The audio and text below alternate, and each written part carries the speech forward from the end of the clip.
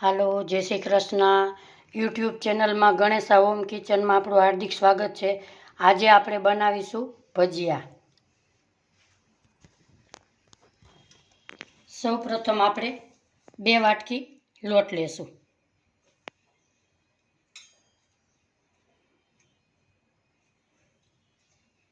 એના જ પ્રમાણમાં આપણે 1 વાટકી મેથી, પાલક અને ધાણા ભાજી. ખાલી મેથી નાખીએ તો ચોળ જેવા લાગે, પણ 1 પાલકની પણી એમાં નાખવી એટલે તમારા ભજીયા સરસ સોફ્ટ થશે. એમાં આપણે 2 મરચાંના કટકા લેશું. અજમો લેશું.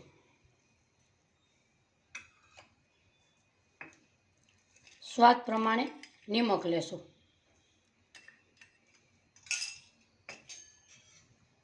સૌ પ્રથમ આપણે એને લોટ બાંધશું. આપણે 2 જ આંગળી અડાડવાની છે એટલે આપણા ભજીયા સોફ્ટ થશે.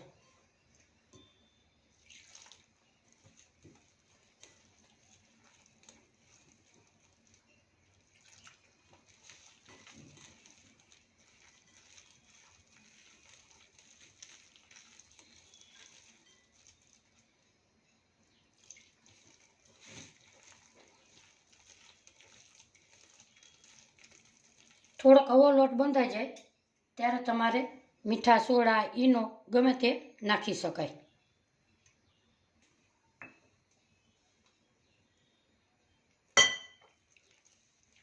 ભજીયાનું તેલ આપણે ગરમ કરવા મૂકી દીધેલું છે.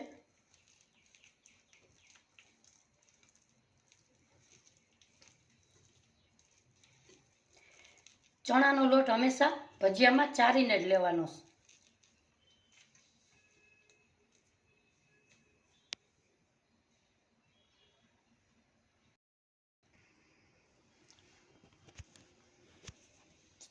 આપણો ભજીયાનો લોટ આવો હોવો જોઈએ. પાડીએ તો આમ ગોળ થઈ અને આમ પડવો જોઈએ. હવે આપણે આમાં ટ્રાય કરશું તેલમાં કે આપણું તેલ આવી ગયું છે કે નહીં. જોવા આપણું તેલ પરફેક્ટ છે. હવે એને આપણે પાડશું.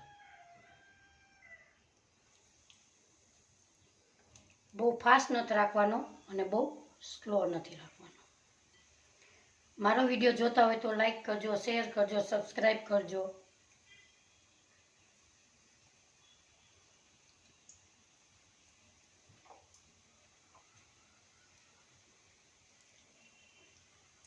ઝાઝા પાડી નથી દેવાના. ભજીયાને થોડા થોડા અંતરે મૂકવાના એટલે ચોટી પણ ના જાય અને એને ફૂલવાનો ચાન્સ મળે.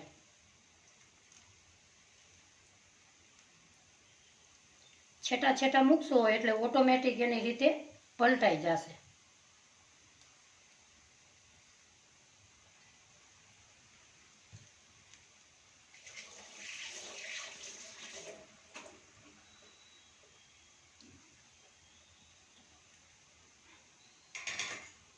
જો બધા પલટી ગયા છે ને, હવે આપણે એને હલાવશું.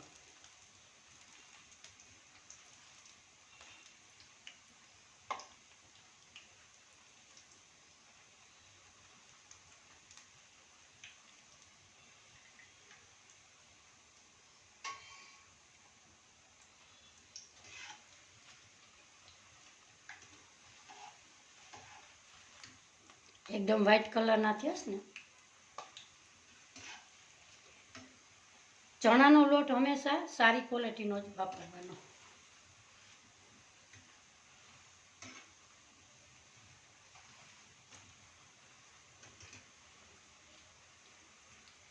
પાલક હેલ્ધી પણ છે અને ભજીયા બનાવવામાં સોફ્ટ પણ ઉપયોગમાં થાય છે.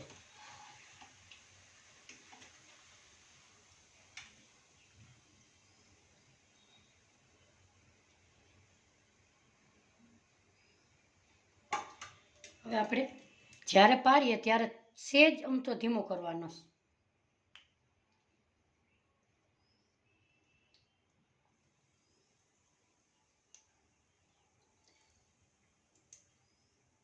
ખીરું હંમેશા જાડું નહીં રાખવાનું, થોડુંક પાતળું રાખવાનું, તો જ ભજીયા તમારા સરસ સોફ્ટ બનશે.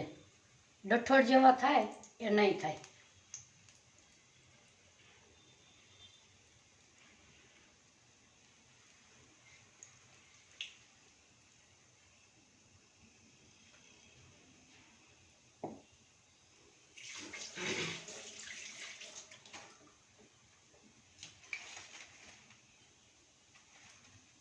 હવે સેજ ફાસ્ટ ગેસ રાખશું. ભજીયા પાડો ત્યારે હંમેશા સેજ ઠંડા પાણીમાં કે ગમે એ નોર્મલ પાણીમાં હાથ બોરીને જ ભજીયા પાડવાના, એટલે તમારા હાથથી પરબારું ખીરું છૂટું પડી જાય.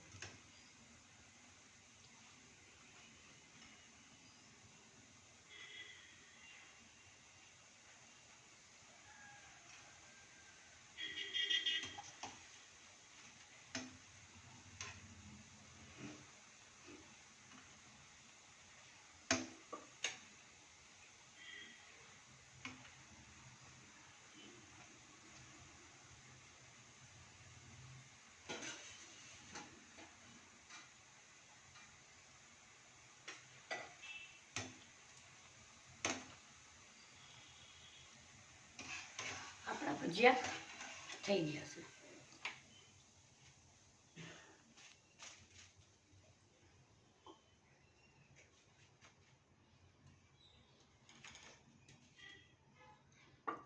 આપણે એક પ્લેટમાં સેવ કરીશું.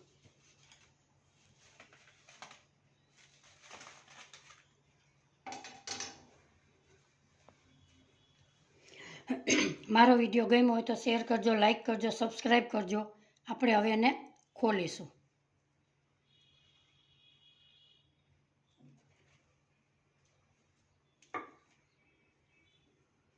બન્યા છે ને સરસ જાળીદાર.